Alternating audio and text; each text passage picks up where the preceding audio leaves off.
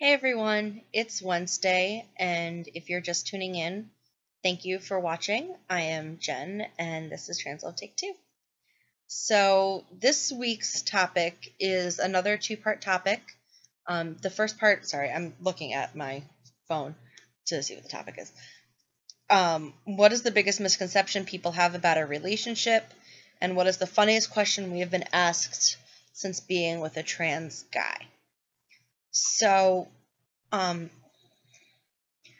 don't know. I guess that I'm really lucky that I have really understanding family and friends. So I haven't really had a lot of misconceptions. For me, it's a lot of when people find out that Ryan is trans, they're like, no, no way, not possible. Because, yeah, he is short and fairly small, but we chalk that up to the fact that he was born severely premature. So no matter what, that was going to happen. But a lot of times they don't believe me that he's trans because he passes so well. He passes 100% of the time, no matter what. And I'm really lucky that I have that I don't have to go into a situation and have to explain to people, no, it's not okay to call him she. No, it's not okay to use his previous name, because my family does not know Ryan's previous name. My coworkers don't know Ryan's previous name because they never knew him as anything but Ryan.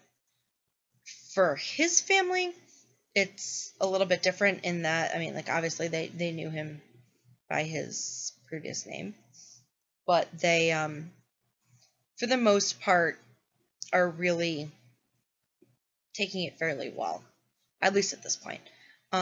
So for us, it's people have the normal questions. How do you two have sex? Is it possible for you two to have kids?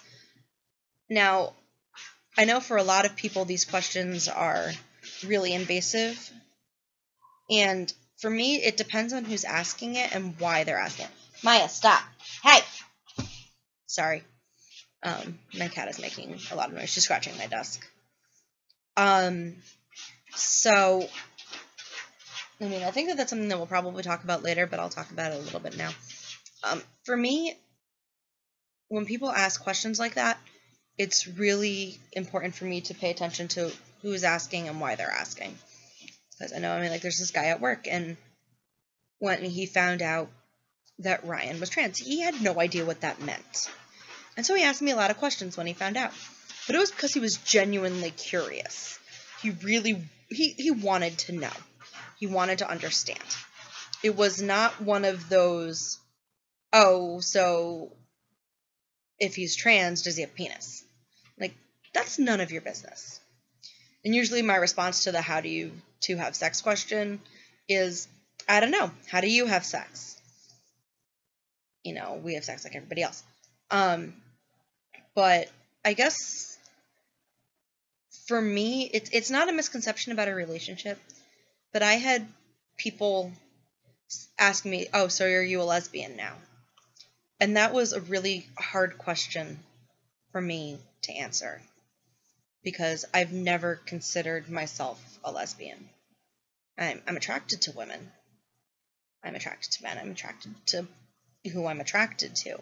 It has nothing to do with your parts, as I said last time. So that was a hard question for me to handle, because people kind of assume that because Ryan does not have the stereotypical penis, that I'm a lesbian, and I'm not.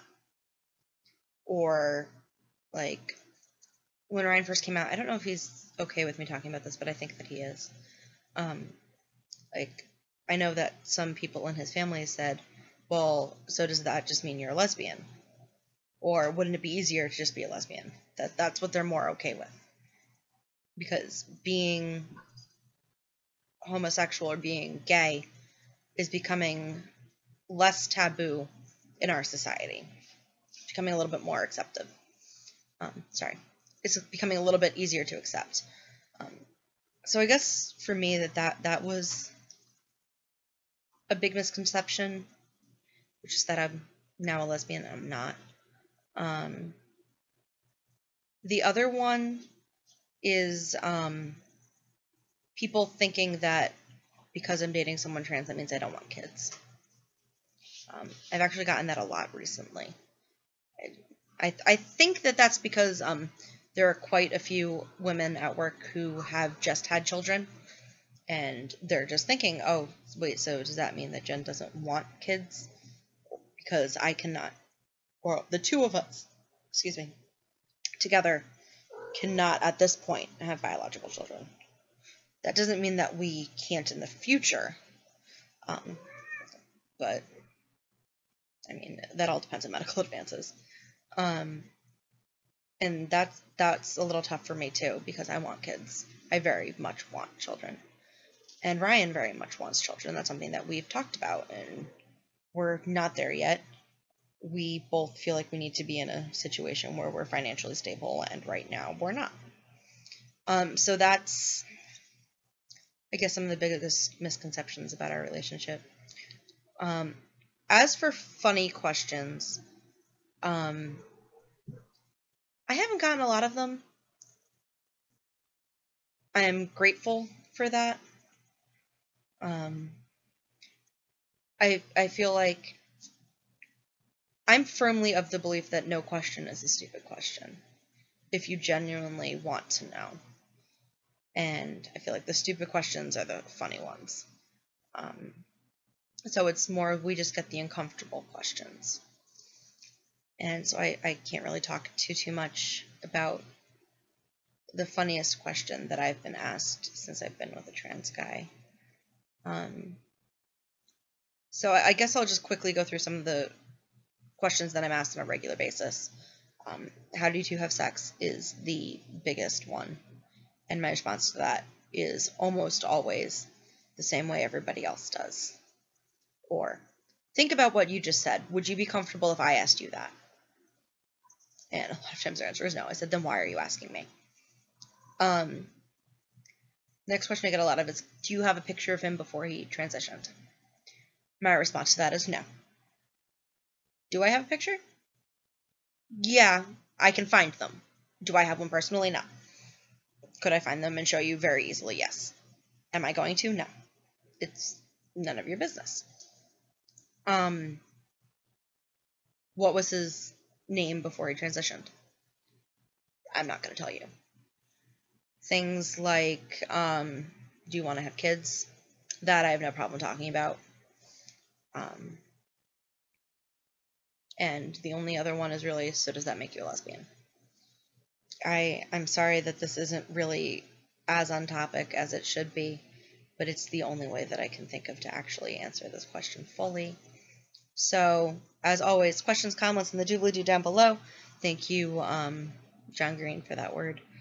If you have anything that you'd like us to talk about, as always, feel free to let us know. We are more than happy to talk about whatever you'd like to hear about. And as always, have a good night. Bye.